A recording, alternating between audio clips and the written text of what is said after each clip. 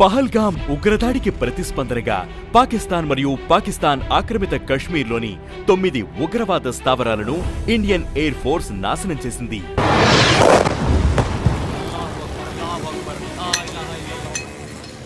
ఈ మిషన్కు ఆపరేషన్ సింధూర్ అని పేరు పెట్టింది. సింధూర్ అనేది హిందూ వివాహిత మహిళలకు ప్రతీక. ఏప్రిల్ 22న ఉగ్రవాదులు పహల్గామ్లోని బైసరంలో హిందూ పురుషులను గుర్తించి పాయింట్ బ్లాంక్ రేంజ్ నుంచి వారిని కాల్చి చంపారు. పహల్గామ్లోని ఈ ప్రదేశం తరచుగా హనీమూన్లకు ప్రసిద్ధి.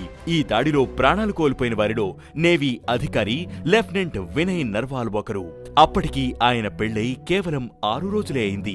వినయ్ నర్వాల్ మృతదేహం పక్కన కూర్చుని రోధిస్తున్న తన భార్య హిమాన్షి నర్వాల్ ఫోటో చూసి యావత్ భారతదేశం దిగ్భ్రాంతికి లోనైంది. కొన్ని రోజుల తర్వాత హిమాన్షి తన భర్తకు నివాళులు అర్పిస్తూ కనిపించింది. కానీ ఆ సమయంలో వివాహిత హిందూ మహిళల నుదుటిపై ప్రకాశించే సింధూరం కనిపించలేదు. ఆ నవవధువు కాళ్ల పారాని ఆరకముందే నుదుటిపై సింధూరం చెరిగిపోయింది.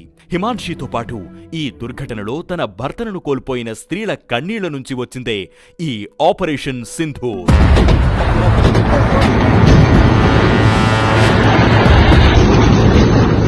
అలాగే భారతదేశంలో యోధులు శత్రువులను ఎదుర్కోవడానికి వెళ్లేటప్పుడు వారి నుదుటిపై సింధూరంతో వీరతిలకం దిద్దుతారు. రాజ్పుతులు, మరాఠా యోధులు శత్రువులతో పోరాడుతున్నప్పుడు వారి నుదుటిపై ఎర్రటి సింధూరం ప్రకాశించేది. అది ధర్మం కోసం చేసే యుద్ధం. అక్కడ అమాయక పౌరులకు ఎలాంటి హాని ఉండదు. పాకిస్తాన్ మరియు పాకిస్తాన్ మద్దతు ఉన్న ఉగ్రవాదులు భారతీయ పౌరులకు హాని కలిగించినప్పటికీ భారతదేశం తన ప్రతిదాడులను ఉగ్రవాద స్థావరాలకు మాత్రమే పరిమితం చేయడానికి చాలా జాగ్రత్తలు తీసుకుంది. ఈ విషయాన్ని రక్షణ మంత్రిత్వ శాఖ స్పష్టంగా పేర్కొంది. ఇక ఈ ఉగ్రదాడిలో హిందుత్వాన్ని టార్గెట్ చేశారు. మతం అడిగి మరీ చంపిన వారి ఉగ్ర వైఖరికి జవాబుగా హిందుత్వ ప్రతీక అయిన సింధూరాన్ని గుర్తు చేసేలా ఈ దాడులకు ఆపరేషన్ సింధూర్ అని పేరు పెట్టినట్టుగా కూడా తెలుస్తోంది. ఈ ఆపరేషన్ సింధూర్లో భారత క్షిపణుల వర్షంలో పాకిస్తాన్లోని ఉగ్ర స్థావరాలు బూడిదయ్యాయి. ఇండియన్ ఆర్మీ దెబ్బకు టెర్రరిస్టులు రక్తం కక్కుకొని చస్తున్నారు. ఇప్పుడు మనంతరం భారత సైనికులకు మద్దతుగా నిలవాల్సిన సమయం.